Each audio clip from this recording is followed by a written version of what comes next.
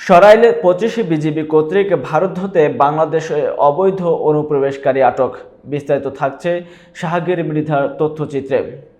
7 March 2025 তারিখ আনুমানিক 3:30 ঘটিকায় সরাইলে battalion 25 BGB এর অধীনস্থ ধর্মঘর বিওপির টহল দল কর্তৃক সীমান্ত পিলার 1996/2 এস হতে আনুমানিক 300 গজ বাংলাদেশের অভ্যন্তরে মালঞ্চপুর নামক স্থান দিয়ে 2 জন ব্যক্তিকে ভারত হতে বাংলাদেশের দিকে আসতে দেখে।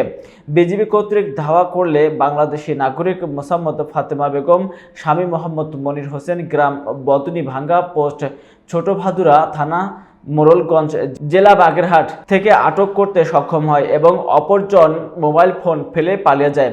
বিজিবি কর্তৃক আটককৃত অবৈধ অনুপ্রবেশকারী বাংলাদেশি নাগরিককে জিজ্ঞাসাবাদে জানা যায়, গত 1 বছর পূর্বে ভারতের কাশ্মীরে বসবাসরত তার স্বামীর নিকট চিকিৎসার জন্য গমন করে এবং আজ 7 মার্চ 2025 তারিখে বাংলাদেশে ফেরত আসার ধর্মঘর বিওপির টহল দলের নিকট ধৃত হয়।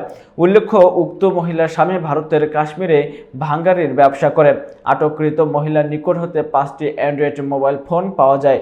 আটককৃত অবৈধ অনুপ্রবেশকারী বাংলাদেশি নাগরিককে মোবাইল ফোন সহ মাধবপুর থানায় মামলা দায়ের করত হস্তান্তরের কার্যক্রম প্রক্রিয়াধীন রয়েছে।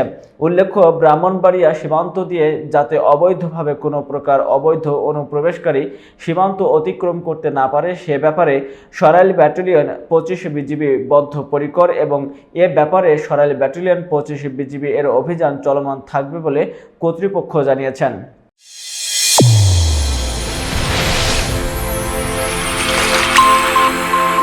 চ্যানেল A1 হৃদয়ের স্পন্দন।